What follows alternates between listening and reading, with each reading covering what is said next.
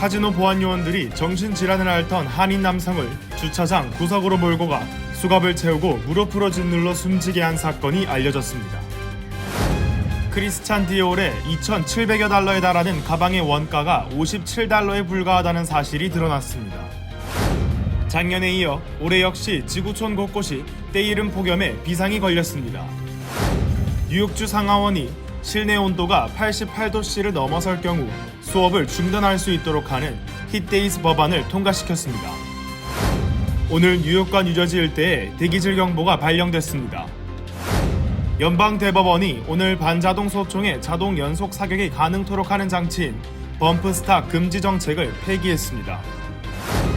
연방국무부가 2009년에서 2015년 사이 발급된 10년 이상의 유효기간의 여권을 소지한 25세 이상의 성인을 대상으로 여권 온라인 갱신을 재개했습니다.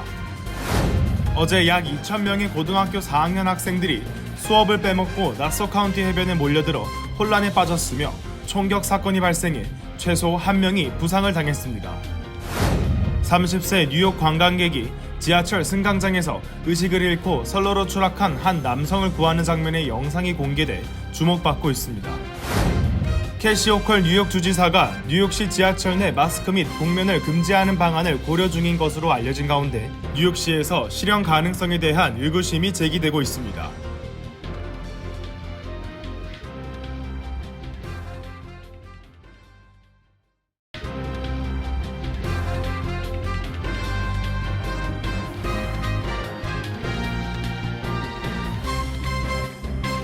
여러분 안녕하십니까?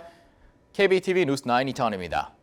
전국적으로 공분을 일으킨 조지 플로이드 사건과 닮은 비극이 한인 사회에서 벌어진 사실이 공개돼 충격을 주고 있습니다.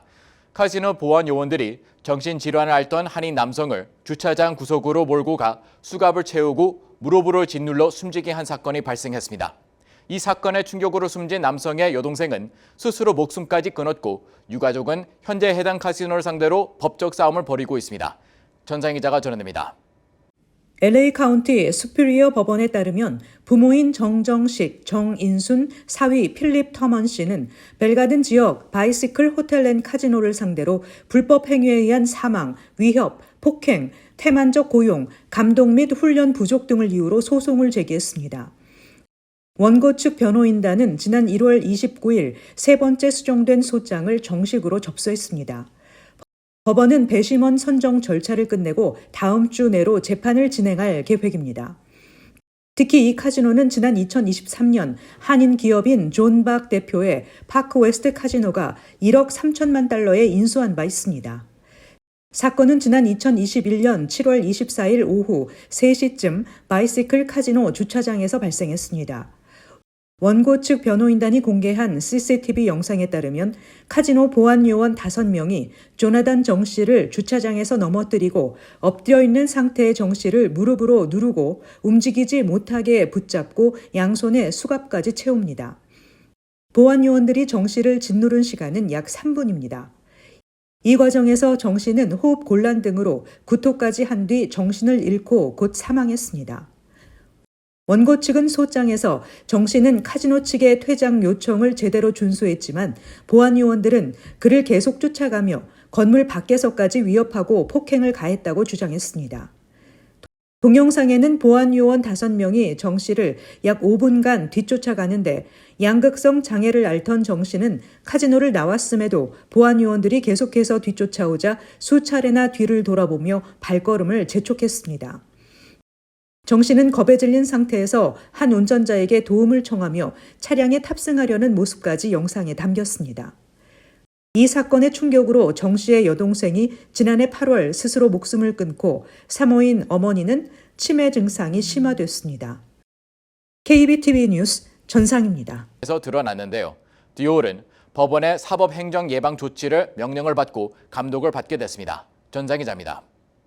이탈리아 밀라노 법원은 디올 이탈리아 지사의 가방 제조업체 디올 SRL에 대해 사법행정 예방 조치를 명령하고 1년간 업체를 감독할 사법행정관을 임명했습니다.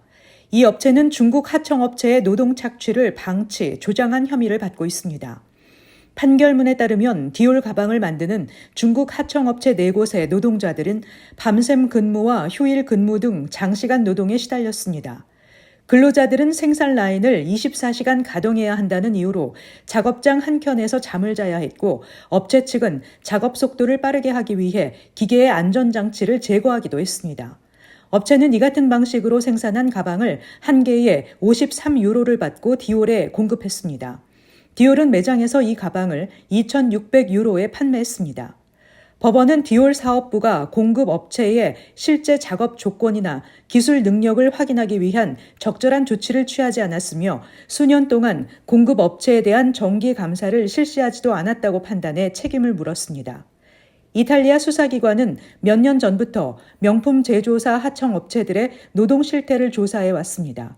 디올에 앞서 지난 4월에는 조르지 알마니가 디올과 동일한 처분을 받았습니다.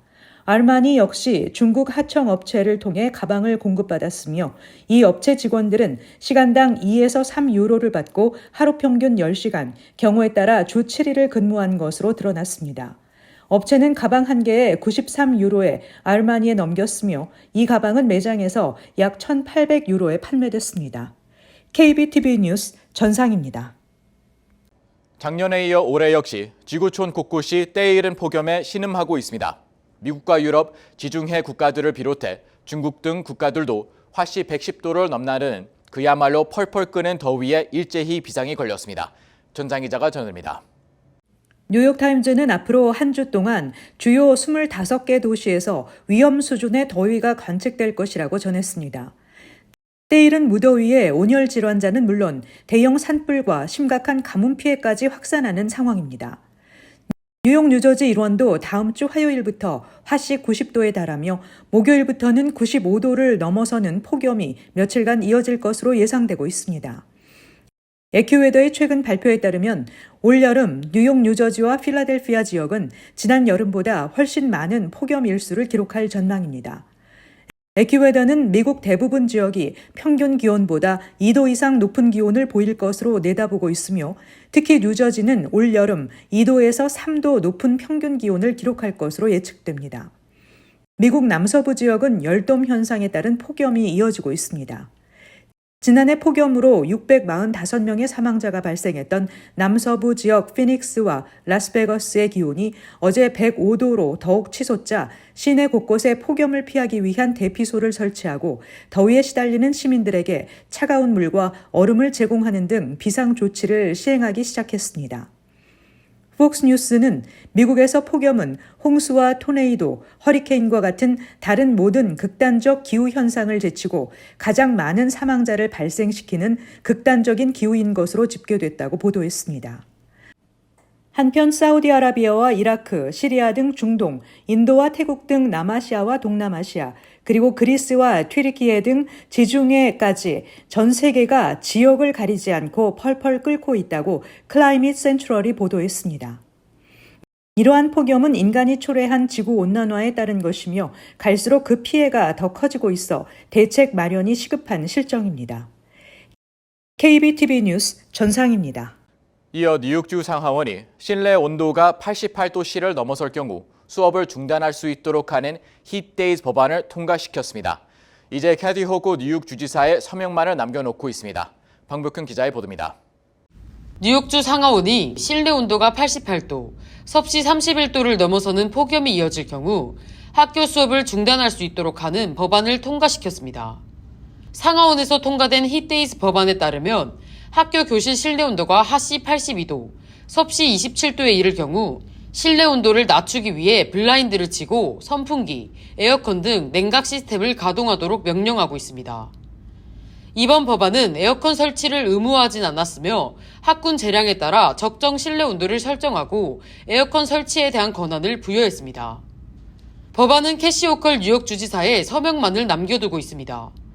호컬 주지사의 서명이 이뤄진다면 내년 9월 1일부터 뉴욕주 모든 학교에서 시행될 예정입니다. 현재 뉴욕주 학교 실내 온도 관련 규정은 최저 하씨 65도 이상을 유지해야 한다는 규정만 있어 학생들이 추위에 떨지 않도록 최저 온도만을 관리해왔습니다. 제임스 스코우피스 뉴욕주 상원 의원은 최근 전 세계적으로 늘고 있는 이상기온 현상으로 인해 학생과 교직원이 학교 내에서 수업을 하다가 열사병으로 쓰러지는 현상이 빈번하게 발생하고 있다며 우리는 학생과 교직원의 건강과 안전을 지켜내기 위해 법적 제한 조치를 설정했다고 설명했습니다. 의학 전문가들은 화씨 90도에 육박하는 실내에서는 학생들의 집중도가 떨어지는 것은 물론 천식 환자의 증상이 심해질 수 있는 등 건강에 대한 위험이 높아진다고 설명했습니다. 뉴욕주 교사노조는 여름철 일사병으로 작년 한 해에만 700명의 현직 교사들이 수업 진행에 어려움을 겪었다며 학생과 교직원 보호를 위해 호컬 주지사가 속히 서명에 나서줄 것을 촉구했습니다. KBTV 뉴스 방복현입니다. 오늘 뉴욕과 뉴저지 일대에 대기질 경보가 발령됐습니다. 시야가 뿌옇고 흐린 하루가 이어졌는데요. 자세한 내용 기러민 기자가 전해드립니다. 국립기상청과 뉴욕주 환경보호국은 오늘 뉴욕시와 뉴저지 일대에 대기질 경보를 발령했습니다. 이에 뉴욕주 보건국은 주민들이 야외 활동을 자제할 것을 권장하며 특히 호흡기 질환이 있는 주민들의 각별한 주의를 당부했습니다. 보건당국은 대기질 경보가 발령될 경우 어린이와 노인, 천식 및 폐질환 환자들에게는 치명적이라며 고위험군의 경우 외출 시 N95 마스크와 같이 고성능 마스크를 착용할 것을 권고했습니다. 뉴욕시 당국은 지난 화요일에도 대기질 경보를 발령한 바 있습니다. 특히 오존 농도가 높아지면서 피부가 간지럽고 기침이 나는 현상이 빈번하게 발생하고 있습니다. 오존의 농도는 자동차나 사업장에서 배출되는 화학물질과 강한 햇빛이 만나 발생하는 광화학 반응입니다. 기온이 높고 바람이 약할 경우 대기가 고이면서 현상이 심화되는 경향을 보입니다. 고농도의 오존은 피부 및 점막 손상, 피부암 유발, 호흡장애는 물론 작물 수확량을 감소시키는 원인으로 파악됩니다. 뉴욕주의 경우 뉴욕시 5개 보로 전역과 킹스 카운티, 리치몬드 카운티, 라클랜드 카운티, 웨체스터 카운티 등의 대기주의보가 내려졌습니다. 뉴저지는 버겐 카운티, 에섹스 카운티, 허드슨 카운티, 파사이 카운티, 유니언 카운티 등의 대기질 경보가 내려졌습니다.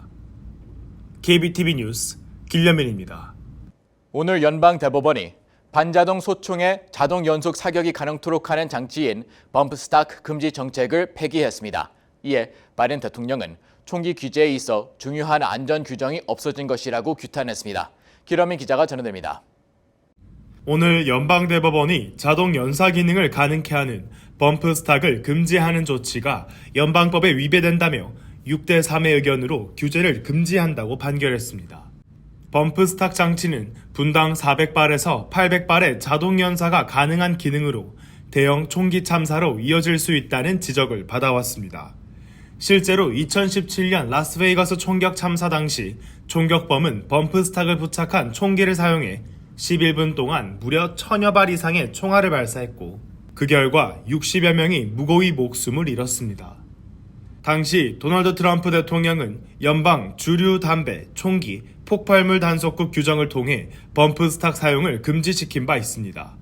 하지만 연방대법원은 단속국이 범프 스탁을 금지할 권한이 있는지 직권남용이 아닌지에 대한 판결에 집중할 것으로 전해집니다. 클라렌스 토마스 대법관은 범프 스탁을 쓴다고 한 번에 2발 이상이 발사되는 것이 아니며 단지 발사관에 걸리는 시간을 줄이는 것일 뿐이라며 범프 스탁을 사용하는 것이 불법적인 무기를 사용하는 것은 아니라고 밝혔습니다. 이 같은 판결이 발표된 직후 조 바이든 대통령은 성명을 통해 오늘 발표된 대법원 결정은 총기 안전 규정에 있어 필수적인 제한 사항을 금지한 조치라며 국민들이 라스베이거스와 같은 대형 참사의 피해자가 될까 두려워하며 살아가도록 해서는 안 된다고 밝혔습니다. 총기 규제 옹호단체 중 하나인 Everytown for Gun Safety 역시 총기 안전 규정을 금지함으로써 수백만 명이 위험에 처해졌다고 이번 연방대법원의 판결을 규탄했습니다.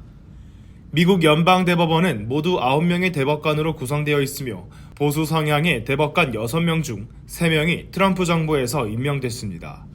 KBTV 뉴스 길려민입니다.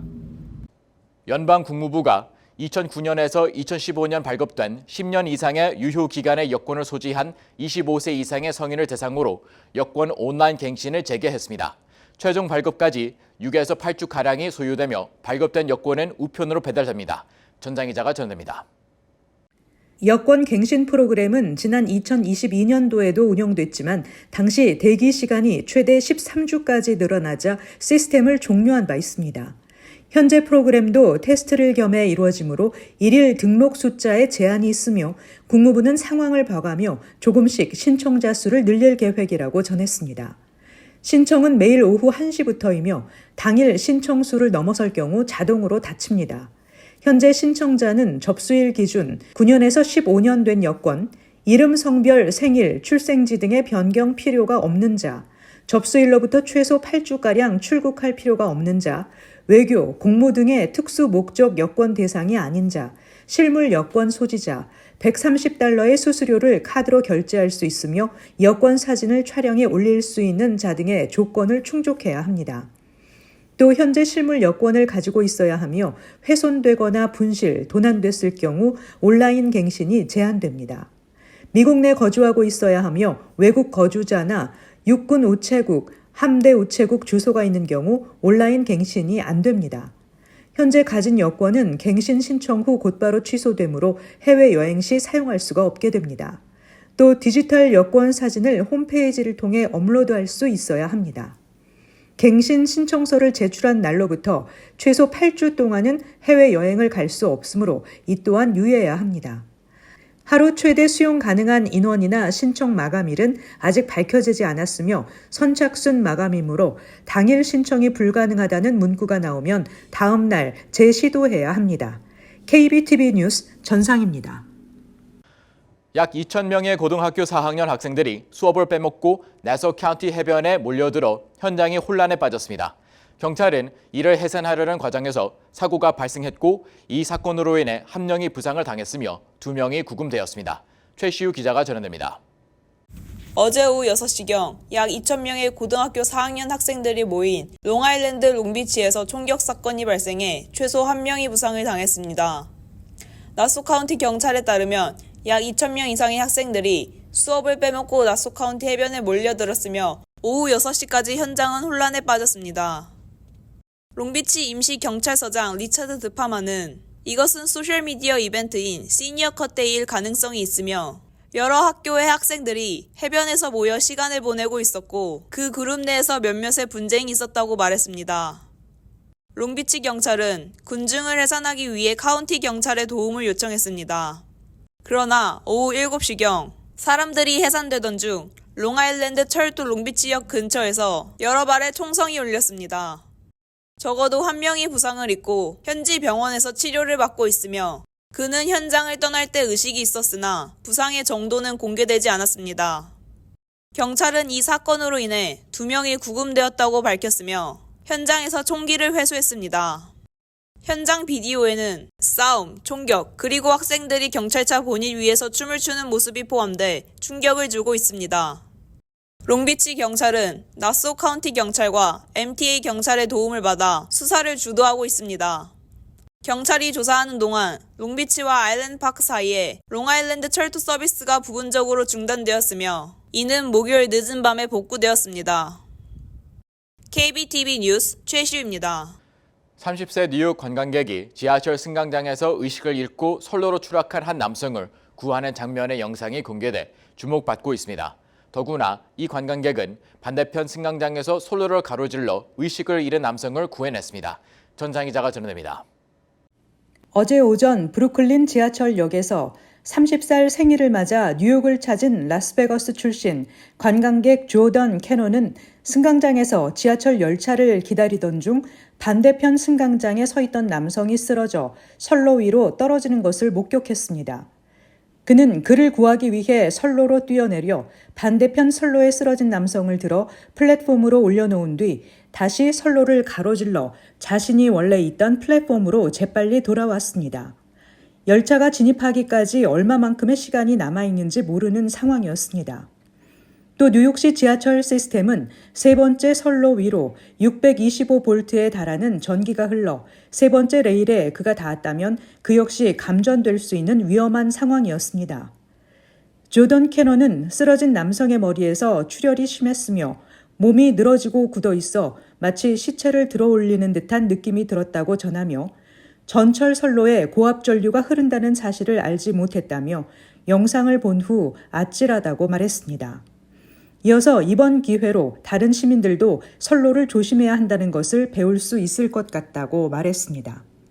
구조된 남성은 현장에 출동한 경찰에 의해 병원으로 이송됐으며 머리에 심각한 부상을 입어 치료를 받고 있는 것으로 전해졌습니다. KBTV 뉴스 전상입니다. 캐티 호코 뉴욕 주지사가 뉴욕시 지하철 내 마스크 및 복면을 금지하는 방안을 고려 중인 것으로 알려진 가운데 대기질 경보가 계속해서 발령되는 뉴욕시에서 실현 가능성에 대한 의구심이 제기되고 있습니다. 기러민 기자입니다. 캐시 호컬 뉴욕 주지사는 오늘 기자회견을 통해 뉴욕시 대중교통 내에서 마스크를 착용하거나 복면을 착용하고 증오범죄를 일으키는 사건이 빈번하게 발생하고 있다고 우려했습니다. 이어 코로나19 팬데믹 조치 때와는 달리 이제는 마스크 착용을 금지하는 방안을 추진하고 있다고 전했습니다. 호컬 주지사는 오늘 기자회견에서 이번 주 최소 2건 이상의 반유대인 증오범죄가 발생했다고 지적하며 모두 눈을 제외한 얼굴을 가린 채 범행을 저질렀다고 비판했습니다.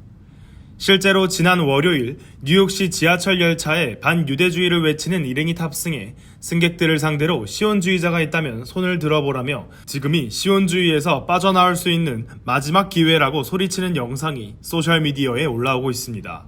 이후 화요일 뉴욕시 브루클린 박물관 관장의 자택에 기물 파손 범죄가 발생했습니다. 이들은 복면을 착용한 채 히틀러를 외치며 유대인을 몰아내야 한다고 소리친 것으로 전해집니다. 에릭 애담스 뉴욕시장은 호컬 주지사 및 입법기관 의원들과 마스크 착용 금지 방안에 대해 긴밀히 논의를 하고 있다며 2020년 코로나19 팬데믹 때와는 전혀 상반되는 규정을 추진 중임을 밝혔습니다. 하지만 일각에서는 오늘 오전 11시부터 오후 11시까지 대기질 경보가 내려진 상황에서 마스크 착용을 금지하는 것은 시민들의 보건과 안전을 무시하는 행위라는 지적도 나오고 있습니다. 실제로 노스캐롤라이나주 역시 마스크 착용 범죄가 급증한다는 이유로 마스크 금지 법안을 통과시킨 바 있으며 당시 주민들의 건강상의 이유로 반발이 거셌던 것으로 전해집니다. 호컬 주지사는 주민들의 건강과 종교, 할로윈과 같은 특별한 날 등으로 인해 마스크 착용 금지 규정을 설정하는 것이 민감하고 어려운 상황이라며 하지만 이 복잡한 상황에 대해 주민들과 의원들의 말에 귀 기울여 가장 효과적인 해결책을 도출할 수 있도록 최선을 다할 것이라고 약속했습니다. KBTV 뉴스 길려민입니다. 성소수자 학생에 대한 보호를 확대하려는 조 바이든 행정부의 조치가 루이지애나 등 공화당이 우세한 4개 주에서 제동이 걸렸습니다.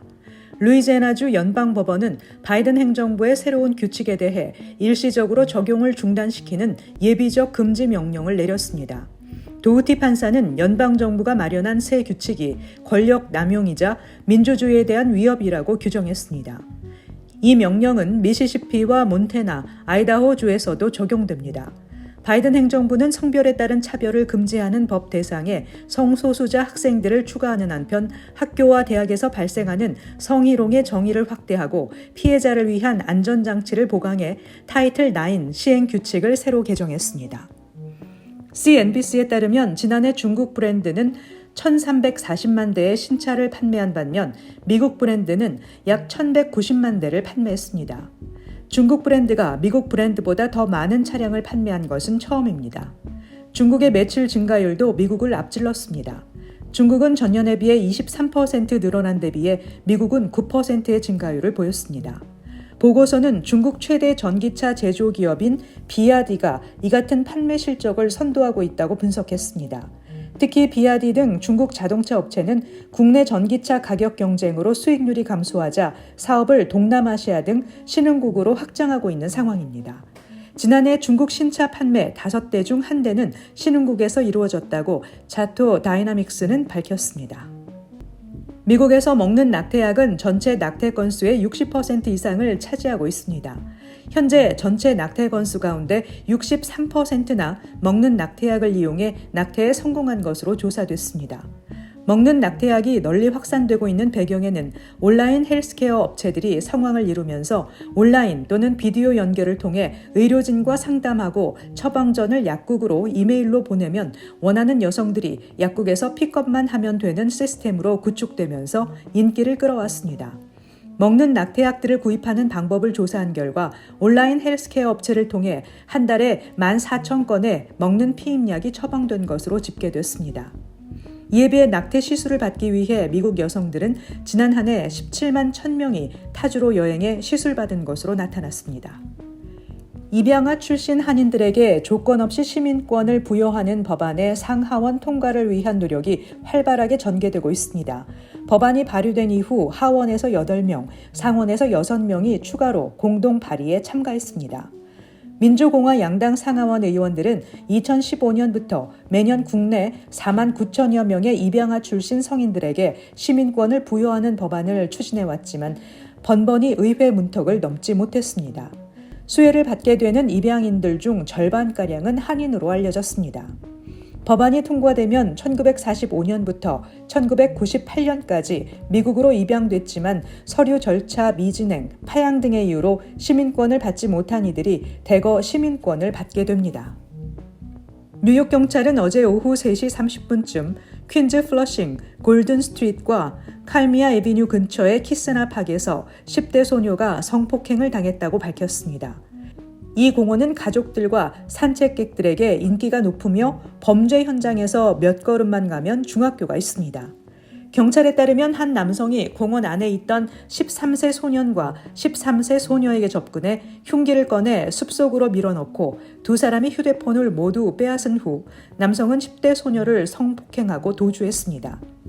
두 10대는 모두 지역 병원으로 이송됐다고 밝혔습니다.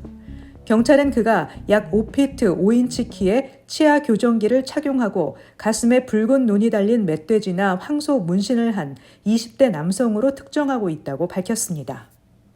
잠시 후 커뮤니티 브리핑을 전해드립니다.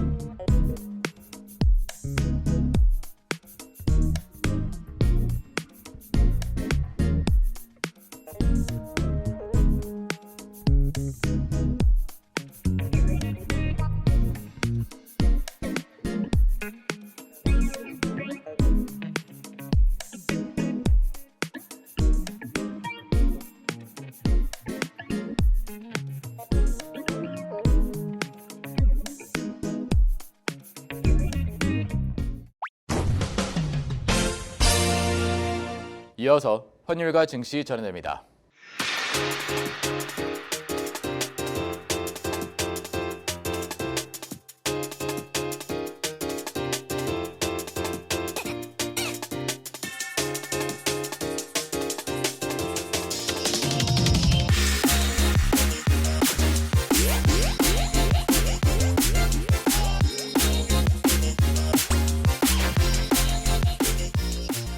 잠시 후 뉴욕과 뉴저지 날씨 전해드립니다.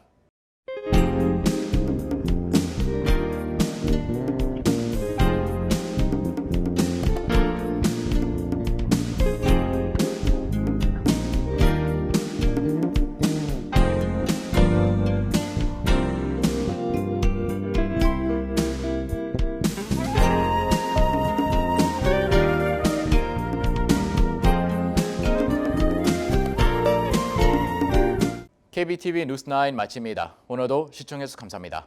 편안한 밤 보내시 바랍니다.